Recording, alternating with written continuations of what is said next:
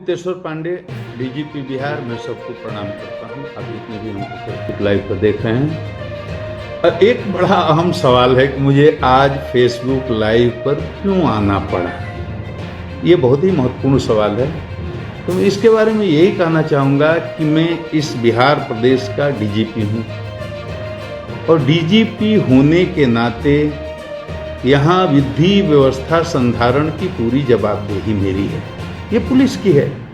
अपराध नियंत्रण का मामला हो या विधि व्यवस्था संधारण का मामला हो, ये प्राथमिक जिम्मेदारी पुलिस की होती है और उसी पुलिस बल का मैं मुखिया हूँ। तो प्रदेश में कहीं भी तनाव न हो, फसाद न हो, चाहे वो जातीय फसाद हो या सांप्रदायिक फसाद हो, ये मेरी जिम्मेदारी है। सरकार ने इसीलिए मुझे बनाया है और हर प्रदेश की डीजीपी की जिम्मेदारी होती है, केवल मेरी नहीं है। तो मैं इस जिम्मेदारी को निभाने के लिए, अपनी बात आप तक पहुंचाने के लिए, एक घटना की सच्चाई आपको बताने के लिए आज फेसबुक लाइव आया हूं, ताकि मेरी ये बात बिहार की 12 करोड़ जनता तक पहुंच जाए और उनको ये सच्चाई पता चल जाए कि गोपालगंज में रोहित हत्याकांड का संबंध किसी सांप्रदायिक मामला से नहीं है।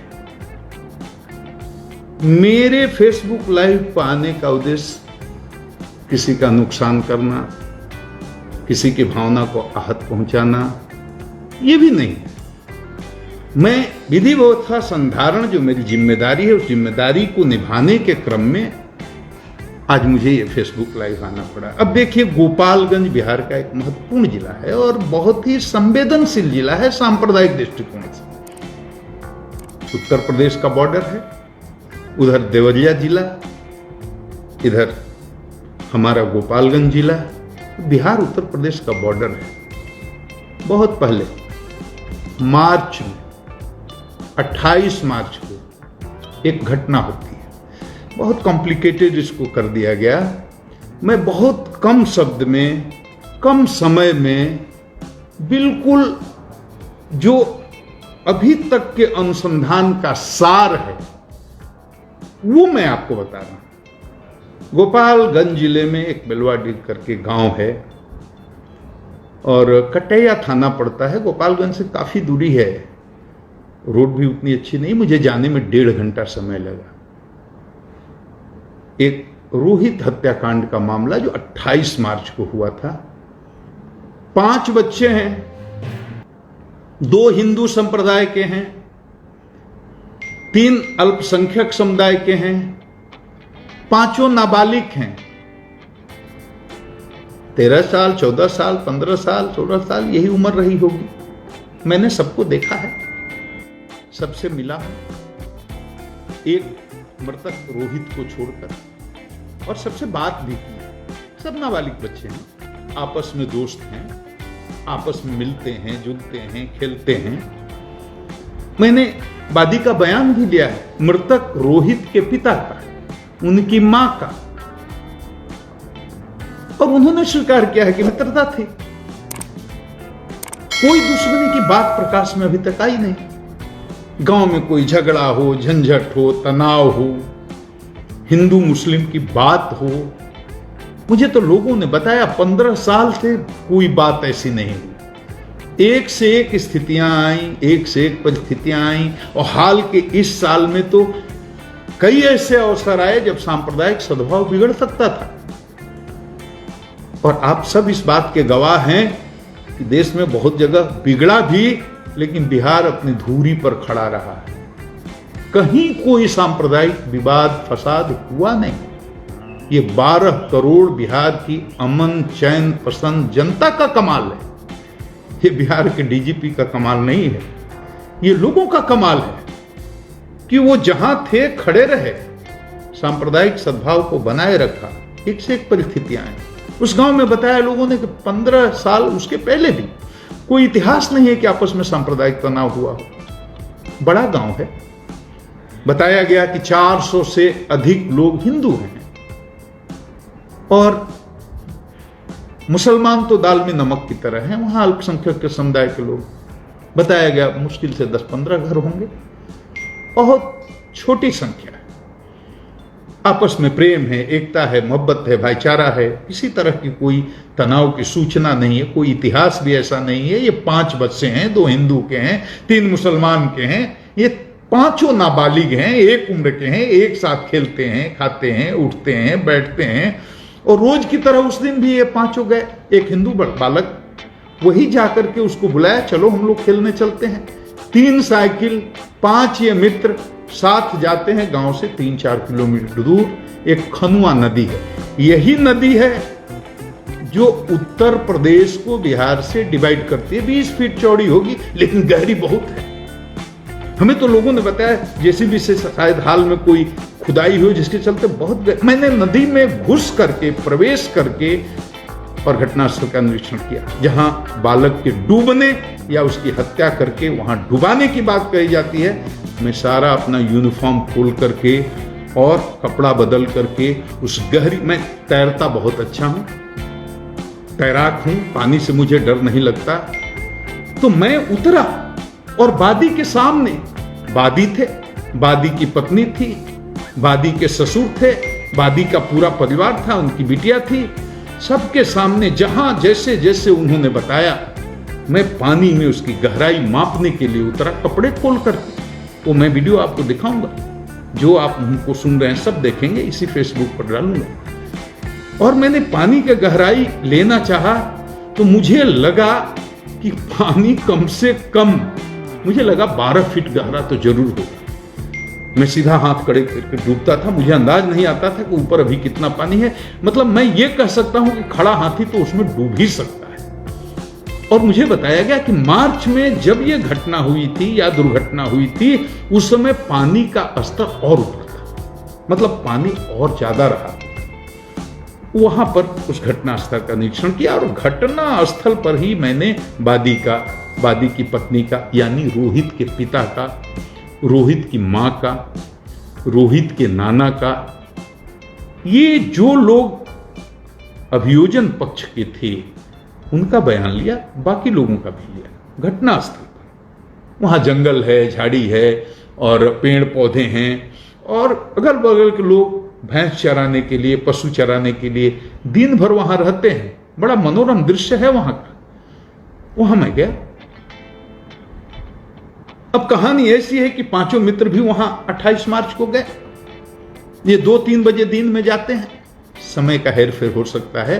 बादी की मां ने बताया वो 3 बजे का समय रहा होगा, 2-3 बजे का समय रहा होगा। यही बादी ने भी बताया, बादी की पत्नी ने भी बताया, माने रोहित की मां ने भी, रोहित के पिता ने भी, रोहित के नाना ने भी जो समय बताया, और जो प्राथमिकी में है मोटा मोटी यही अपराह्न का टाइम 3 बजे का समय रहा होगा, 1 घंटा आगे पीछे। ये बच्चे जाते हैं वहां 5 एक साथ, और वहां जो भैंस चराने वाले हैं उसका बयान भी मैं वीडियो डालूंगा, आप देख लेंगे। कई लोग हैं जो रोज जाते हैं, वहीं पर चराते हैं। उन लोगों का बयान है कि हमने देखा कि ये 5 बच्चे आए, एक साथ खेलने लगे, एक साथ नदी में नहाने के लिए गए। उसके बाद क्या हुआ ये उनको नहीं पता है। उनकी भैंस कहीं और चली गई तो उसके पीछे पीछे चले। मतलब 5 के अलावे कोई छठा नहीं था, ये उनकी बात से हमको लगा। तो अब ये बच्चे नहाने आते हैं। अब 4 बच्चे तो लौट जाते हैं जी, शाम को 6-7 बजे घर पहुंच गए। एक बच्चा नहीं जाता है। अब 15 साल का रोहित जब घर नहीं पहुंचा, माँ बाप को चिंता होती है, किसी माँ बाप को होगी, बहुत परेशान होते हैं, पूरे गांव में खोजते हैं, इन बच्चों से भी पूछताछ होती है। बच्चे साफ झूठ बोल देते हैं, हमें नहीं पता, वो पहले ही आ गया था, वगैरह वगैरह, जो भी, मतलब वो कोई भी बात नहीं बताते हैं कि रोहित कहाँ है, कैसे है, किस हाल में है। अब देखिए, फिर उसी दिव्यांग एक लड़का है जो हिंदू समुदाय का है, जो घर से बुलाने गया था, और भी लड़के थे जैसा बताया, उसमें 3 मुसलमान हैं, मैंने पहले ही बता दिया है। अब उस लड़के को सख्ती से सुबह पूछताछ की जाती है। हमें बताया गया कि उसको 1-2 तमाचे भी गांव वालों ने लगाए, घर वालों ने लगाए, जिसने भी लगाया हो। और उसने कहा कि नहीं, तुम्हारे साथ गया, तुम बुला कर ले गए, तुमको बताना होगा कि रोहित कहां है। वो बताता है कि डूब गया। कहां? उसको लेकर के पूरे गांव के लोग उस जगह आते हैं जहां बच्चे नहाने आए थे या खेलने आए थे। वो जगह बताता है, लाश निकाली जाती है। लाश जब निकलती है, अब जिसके 15 साल के बच्चे की लाश निकली हो, उस बाप के दर्द को आप समझ सकते हैं, उस मां की पीड़ा को आप समझ सकते हैं कि उसके कलेजे में कैसी टीस उठती होगी। हमारे साथ होगा, हमको भी ऐसा लगेगा, आपके साथ होगा, आपको भी ऐसा लगेगा। 15 साल का बहुत ही तेजस्वी लड़का था, माँ बाप को पकौड़ी की दुकान है, गरीब हैं, 12 कट्ठे जमीन बताया हमको है, और कोई आय का साधन नहीं है, बहुत ही गरीब आदमी है। उसका 15 साल का एक बेटा, उसकी लाश निकल रही है। किसी पिता का मानसिक संतुलन ठीक रहेगा? किसी मां का ठीक रहेगा? तकलीफ होगी, पीड़ा होगी, कष्ट होगा। वो पीड़ा उसको भी है। वो कल मैंने जब बात की मां बाप से रोहित के, वो पीड़ा अभी भी झलक रही थी। बेटे की खो देने का दर्द इतना जल्दी जाता नहीं। अब ये घटना होती है, उसके बाद हम यहां कोई जजमेंट नहीं दे रहे हैं कि लड़का रोहित खुद डूब गया या इन बच्चों ने उसकी हत्या करके उसको डुबा दिया। इस पर तो अनुसंधान चल रहा है, इस पर कोई जजमेंट नहीं है। लाश निकली, मां बाप के लिए बहुत बड़ी बात है। मां बाप का दावा है कि नहीं, ये डूबने से नहीं हुई, इसको मार करके डुबाया गया। अब दूसरे दिन वहां के स्थानीय अखबारों में जो समाचार छपा, वो भी मैं डालूंगा, आप देख लीजिएगा, वो अलग है। अखबारों में यह छपता है कि डूबकर मौत, परिजनों ने जताई हत्या की आशंका। इस तरह के न्यूज आए और कई अखबारों में आए। हमारे पास प्रेस कटिंग भी है। मैं टेक्निकल आदमी नहीं हूं, वो वीडियो बनाकर डालना नहीं जानता हूं। मैंने अपने एक असिस्टेंट को, सिपाही को बोला है कि उसको जो हमने बयान लिया है उसका छोटा छोटा पर्सन निकाल करके डाल दे। उसको आप देखेंगे तो पूरी तस्वीर क्लियर हो जाएगी। स्थानीय अखबार इस तरह से रिपोर्ट करते हैं, डूबकर मौत, डूबने की आशंका, परिजनों ने जताई हत्या की आशंका। अब ये बात तो हुई, तो पुलिस ने क्या किया? पुलिस की भूमिका क्या रही? पुलिस ने कोई इफ बट नहीं किया। रोहित के पिता ने जो कहा, पुलिस ने एफआईआर कर लिया। उसने कहा हत्या हुई, हत्या का मुकदमा दर्ज कर लिया। और कानूनी प्रावधान है कि अगर कोई प्राथमिकी दर्ज करने जाता है, कराने जाता है, तो आप ये नहीं बोल सकते कि तुम इसमें ऐसे लिखो या तुम में ऐसे सुधार करके लिखो तब हम प्राथमिकी दर्ज करेंगे। उसने हत्या का आरोप लगाया, जैसे लगाया वैसे थाना प्रभारी ने उसका हत्या का मुकदमा दर्ज कर लिया। और दर्ज ही नहीं कर लिया, तत्काल बिना विलंब किए हुए 5 अभियुक्तों की गिरफ्तारी हो गई। एक भागा हुआ है। 4 बच्चे, 5 बच्चे थे, एक बच्चा तो मर गया, 4 उसके मित्र, उन पर हत्या का मुकदमा, उनको गिरफ्तार कर दिया। उसके अलावा 2 लोगों को और वादी के पिता ने हत्या में शामिल होने का या साजिश करने का आरोप लगाया। उसमें एक जो बच्चा है उसका कोई पिता है, एक और गांव का कोई आदमी है, दोनों एडल्ट है। उसमें भी एक को गिरफ्तार कर लिया। मैंने 6 में से 5 गिरफ्तार, एक कहीं भागा। तो पुलिस ने एफआईआर गिरफ्तार कर लिया, जेल भी भेज दिया। एडल्ट तो जेल गया। अब 4 जो किशोर हैं वो कहां जाएंगे? किशोर न्याय परिषद में, क्योंकि नाबालिग जेल नहीं जाए। अब किशोर न्याय परिषद ने उनको जब उनको उपस्थापित किया तो उनको पेरोल पर रिहा कर दिया। अभी कोविड-19 का समय भी चल रहा है, उनको रिहा कर दिया कुछ दिनों के बाद, 4-5 दिन के बाद, मैं समय ठीक से नहीं बता रहा हूं, 1 सप्ताह के अंदर वो घर आ गए। अब जैसे घर आते हैं तो वादी को लगता है कि पुलिस ने जरूर इसमें कुछ गड़बड़ कर दिया। नहीं तो हत्या के मुकदमे में जिसको भेजा गया था वो घर कैसे आ गए। यहाँ से उसकी हताशा शुरू होती है क्योंकि उसने अपना बेटा खोया है, उसकी निराशा शुरू होती है, पुलिस से शिकायतें शुरू होती हैं, पुलिस अनुसंधान में जाती है, उसकी गाड़ी के सामने लौटते हैं लोग, थाना प्रभारी पर आरोप लगाए जाते हैं, पुलिस को गालियां दी जाती हैं और तरह तरह की बातें शुरू होती हैं। कम्युनिकेशन गैप यहाँ से बनना शुरू होता है और वादी को लगता है कि पुलिस निश्चित रूप से इसमें सही अनुसंधान नहीं कर रही और पुलिस के सहयोग से ही ये बच्चे छूट करके आ गए। ये सच नहीं है, लेकिन ऐसा आरोप और लगता है और वादी के मन में एक हताशा का भाव, निराशा का भाव फैलने लगता है। अनुसंधान चल रहा है, तब तक पोस्टमार्टम रिपोर्ट आ जाती है और डॉक्टर जो पोस्टमार्टम करके वो रिपोर्ट देते हैं, अशोक कुमार अकेला जी, उन्होंने बहुत विस्तार से मैंने इसका अध्ययन किया है। अंत में सिर्फ एक बात लिखते हैं कि ये मौत डूबने से हुई। मैंने उनका बयान भी लिया है, मैं डालूंगा, आप देख लेंगे बाद में। आज ही मैं 5 बजे के आसपास एक वीडियो डालूंगा जिसमें महत्वपूर्ण बयान है। वो बहुत लंबा है, मैंने बहुत लोगों से पूछताछ की है, 50 लोगों से, हर तरह के लोग, वहाँ के स्थानीय लोग, घटनास्थल और उसके बाहर भी जो गांव के लोग हैं, जो वहाँ भैंस चराने लोग हैं, सारे स्वतंत्र विटनेसेज का मैंने बयान लिया है। एक भी ऐसे आदमी का मैंने बयान नहीं लिया है जो इधर से या उधर से कहीं से किसी तरह से उसकी निष्पक्षता में संदेह तो वो लिया है, लेकिन वो बहुत लंबा हो जाएगा, आपको बहुत परेशानी होगी, आप उतना नहीं देख पाएंगे। तो मैंने उसको एडिट करके छोटा छोटा अंश कुछ लोगों का बयान डाल दिया है जिससे आपको पूरी एक तस्वीर उभर करके सामने आ जाएगी। बच्चे छूट करके आते हैं तो डॉक्टर साहब की पोस्टमार्टम रिपोर्ट आती है, वो कहते हैं डूबने से मौत। मैंने बात की डॉक्टर साहब से, वो कहते, हमने कहा कैसे आप कह सकते हैं कि डूबने से मौत होती है। अब टेक्निकल टर्म में जो उन्होंने हमको समझाया उस टर्म में हम आपको नहीं समझा पा रहे हैं, लेकिन उन्होंने कहा कि लंग्स स्पाउजी हो गया, उसको काटा तो उसमें एयर बबल्स निकल रहे थे, फूल गया था, स्पॉन्जी हो गया था, एयर बबल्स निकल रहे थे। तो ऐसा केवल ड्राउनिंग के केस में डूबने के कारण ही होता है। ये आम आदमी की भाषा में आपको समझा रहा हूं। मैंने ये भी सवाल किया, डॉक्टर साहब आंख में थोड़ा खून या कान में, नाक में खून, इस तरह की बात भी बताई जा रही है।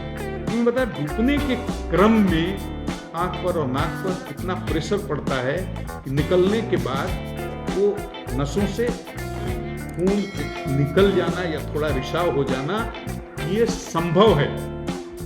लेकिन जब इनके यहाँ डेड बॉडी पोस्टमार्टम के लिए आई थी तो उसने डॉक्टर साहब ने भी बताया कि कहीं भी एक्सटर्नल इंजरी या माने शरीर के बाहरी हिस्से में या अंदर के किसी भी हिस्से में कोई उस बच्चे में इंजरी यानी जख्म नहीं पाया गया। मतलब किसी प्रकार के जख्म के कारण उसकी मृत्यु नहीं हुई है, न गले में किसी तरह का कोई ऐसा निशान या कुछ भी। तो ये डॉक्टर साहब कहते हैं, मैं अपनी तरफ से कुछ नहीं कर रहा। मैंने फिर एक दूसरे डॉक्टर साहब जो वही सदर हॉस्पिटल में पदस्थापित हैं, उनसे भी मैंने ओपिनियन ली, उनसे भी बात किया और उसका एसपी साहब ने भी बयान लिया था, उस वीडियो को मैं डाल दूंगा। उनका भी ओपिनियन था कि ये मृत्यु डूबने से हुई। लेकिन हम यहाँ केवल इससे संतुष्ट नहीं, हम अनुसंधान को क्लोज नहीं कर रहे हैं। हम ये मान कर चल रहे हैं कि ये हत्या का मामला भी हो सकता है और डूब करके मरने का मामला भी हो सकता है। अनुसंधान पूरा खुला, लेकिन हमने जो वहां बयान लिया लड़की की माँ का, लड़के के बाप का, लड़के के नाना का, जो भी अभियोजन की तरफ से गवाही दे सकते, किसी आदमी, पहली बात तो यह कि इसमें से कोई भी घटना का चश्मदीद गवाह नहीं है, आई विटनेस नहीं है, नंबर 1। दूसरा, परिस्थिति जन्य साक्ष्य होता है। इसमें से कोई भी आदमी ये बताने में सक्षम नहीं है कि इन बच्चों में आपस की किसी प्रकार की कोई दुश्मनी थी, कोई विवाद था, कोई तनाव था। मैंने हत्या में मोटिव खोजा जाता है अनुसंधान में। हत्या हुई तो कोई कारण होगा, यहीं से अनुसंधान की शुरुआत होती है पुलिस। हत्या ऐसे नहीं होती, हत्या के पीछे कारण प्रॉपर्टी का विवाद हो सकता है, पुरानी दुश्मनी होती है, कोई सेक्स का स्कैंडल का मामला हो सकता है, कोई ईर्ष्या हो सकती है, राजनीतिक प्रतिद्वंद्विता हो सकती है, कोई न कोई कारण होता है, मोटिव होता है। उस कारण को पुलिस अभी तक उस मोटिव को नहीं खोज पाई और उस मोटिव को खोजने में हम वादी की सहायता चाहते हैं, वादी की पत्नी की सहायता चाहते हैं, अभियोजन पक्ष के सारे गवाहों की हम सहायता चाहते हैं कि हमको मोटिव बताएं, तो वहां से हम अपनी शुरुआत करें। हमें नहीं मिल रहा है। हम तमाम दर्शकों से भी अनुरोध करते हैं कि हत्या, ये मामला अगर हत्या का है तो हत्या का मामला साबित करने के लिए कुछ साक्ष्य जुटाने में आप हमारा सहयोग करेंगे। आपको कहीं से किसी तरह का कोई साक्ष्य मिलता है तो आप हमारा सहयोग करें, क्योंकि हम बहुत ही गहराई में इसका अनुसंधान करवा रहे हैं। सीआईडी भी इसमें लगी हुई है। हम चाहते हत्या करके कोई निकल जाए, हत्या को कोई करके बच जाए, ये हम बर्दाश्त नहीं करेंगे। हत्यारा कोई मेरा रिश्तेदार तो नहीं है, और रिश्तेदार भी होता तो हम नहीं छोड़ते। तो हम इस बिंदु पर साक्ष्य जुटा रहे हैं कि अगर हत्या है तो हत्या क्यों हुई, और इन 4 बच्चों ने जो उस 5 बच्चों के मित्र थे, इन पर हत्या का आरोप लगाया गया है। तो ये हत्या क्यों करेंगे? वहां ऐसी क्या परिस्थिति आ गई कि 1 घंटा पहले मित्रता है और साथ में खेलने के लिए आ रहे हैं, और 1 घंटा के बाद ये बच्चों में कौन सी ऐसी बात आ गई कि इतनी दुश्मनी फैल गई कि उन्होंने हत्या करने की सोच ली, और सब एक उम्र के नाबालिग बच्चे। हम इस पर साक्ष्य जुटाने की कोशिश कर रहे हैं, हम उस कारणों को ढूंढने की कोशिश कर रहे हैं। आप भी हमारा सहयोग करिए। सब कुछ ठीक था। 1 महीने के बाद माहौल बदल गया। कहीं से किसी ने न्यूज चला दिया, वो पता नहीं किसी धार्मिक स्थान पर बलि की बात कह दी। उसके बाद रोहित के पिता का अलग अलग लोगों को अलग अलग तरह का बयान देने का मामला आ गया। कहीं वो बोल रहे हैं कि ये किसी धार्मिक स्थल पर उसकी बलि दे दी गई। उसकी माँ, उसके नाना बोल रहे हैं कोई मौलवी ने उनको पानी छिड़कता था। ये सब जो बातें बोल रही हैं, तो मस्जिद की बात, मस्जिद में बलि दी गई। मैं एक ही विनम्र प्रार्थना करता हूँ, सीधी सी बात, एक लाइन में आप समझिए। गांव में कोई मस्जिद है ही नहीं, गांव में कोई नमाज पढ़ाने वाला मौलवी है ही नहीं। मौलवी पानी छींटता है, कोई मौलवी ही नहीं है। ये तो नमाज पढ़ने दूसरे गांव में जाते हैं, हमको बताया गया। हाँ, 2-3 साल पहले ये मस्जिद एक आधा कट्ठा जमीन में बनाने की कोशिश कर रहे थे। उसकी नींव भर पड़ी है, एक जगह 7 फीट की दीवार भी उठाई गई है ऊंची, लेकिन पैसा नहीं होने से या जिस कारण से वो काम पूरा नहीं हुआ, इन लोगों ने छोड़ दिया। वो 2-3 साल से वैसे ही मस्जिद नहीं बनी है, मस्जिद नहीं है। मैं फिर से रिपीट करता हूं, गांव में मस्जिद नहीं है, न नमाज पढ़ाने वाला कोई मौलवी है। और फिर मैंने बहुत लोगों से बयान लिया, गांव के लोग, निष्पक्ष लोग, और जिसका बयान लिया सारे एक बहुसंख्यक संप्रदाय के लोग, हिंदू लोग, एक एक से पूछा और सबने एक स्वर से कहा कि इसमें कोई सांप्रदायिक मामला ही नहीं है, इसमें कोई मस्जिद मंदिर वाली बात ही नहीं है, ये सब बेकार बात है। ये अफवाह कहां से फैली, कैसे फैली, क्यों फैली, ये हम लोग नहीं जानते हैं। स्थानीय स्तर पर किसी तरह का कोई न सांप्रदायिक तनाव है, न था, न कोई ऐसा मामला है। सारे पत्रकार भी वहां लोकल, जो वहां के रहने वाले, गोपालगंज के नहीं, कटैया के, जहां की घटना है, वो पता नहीं, मैंने किसी को बताया नहीं था। मैं बिल्कुल अकेला अपने एसपी डीआईजी को लेकर गया था, लेकिन सूचना और गाड़ियों का काफिला देकर उनको पता चल गया होगा। तो 10-12 पत्रकार गए, एक एक आदमी से पूछा, सबने कहा सर हम लोगों ने कभी रिपोर्टिंग ही नहीं की इस तरह की बात की कि कोई सांप्रदायिक मामला है। टोटल बिल्कुल निराधार है। अब कहां से किसने ये फैला दी, और जिसके चलते इतना भीषण सांप्रदायिक तनाव की स्थिति उत्पन्न हो गई, तो ये बहुत ही गंभीर मामला है। और चूंकि हमें अपने प्रदेश को बचाना है, हमें सांप्रदायिक सौहार्द बना करके रखना है, और ये अफवाह फैलते फैलते दूर दूर तक गांव में न फैल जाए, क्योंकि गांव में बहुत लोग हैं जो बहुत शिक्षित नहीं हैं, और वो सुनी सुनाई बात पर विश्वास कर लेते हैं। और अगर उन्होंने इस बात पर विश्वास कर लिया तो बड़ा अनर्थ हो सकता है। तब तो गांव गांव में दंगा हो सकता है, फसाद हो सकता है।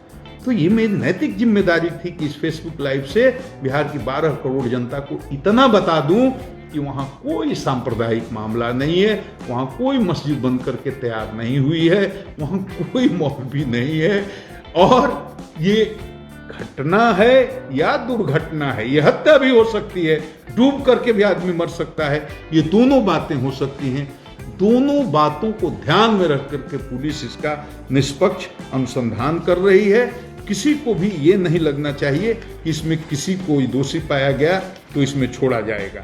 बाकी माँ ने क्या कहा, बाप ने क्या कहा और नाना ने क्या कहा, एक लाइन में स्टोरी है कि तीनों में से किसी ने मेरे सामने ये नहीं कहा कि किसी धार्मिक स्थल पर लड़के की बलि दी गई है, एक लाइन की। और किसी ने नहीं कहा, हमको यहां तक कि वादी ने कई जगह उसने बयान दिया कि वो अल्पसंख्यकों के डर से भाग करके उसकी जान को खतरा बाहर रहा। मेरे सामने उसने कहा वो थानेदार के डर से भाग गया, वो थानेदार के डर से भागा हुआ है, थानेदार उसको धमकी देता है। थानेदार पर बहुत तरह के आरोप भी लगाए गए और आपने देखा भी होगा, उसको गाली गलौज करते हुए थानेदार का वीडियो भी वायरल हुआ, वो भी आपने देखा होगा। मैं सिर्फ ये कहना चाहता हूं, सिर्फ एक बात, थानेदार ने जो किया, किस परिस्थिति में किया, मैं उसकी सफाई पेश नहीं करना चाहता। किस स्ट्रेस में, तनाव में उसको कितना परेशान किया गया, जलील किया गया, उस पर तरह तरह के आरोप लगाए गए, ये सब बात मैं नहीं कह रहा हूं और ये कहना भी नहीं। किसी भी परिस्थिति में, किसी भी स्थिति में और किसी भी तनाव की स्थिति में किसी थानेदार को अमर्यादित भाषा में जनता से बात करने का अधिकार नहीं है।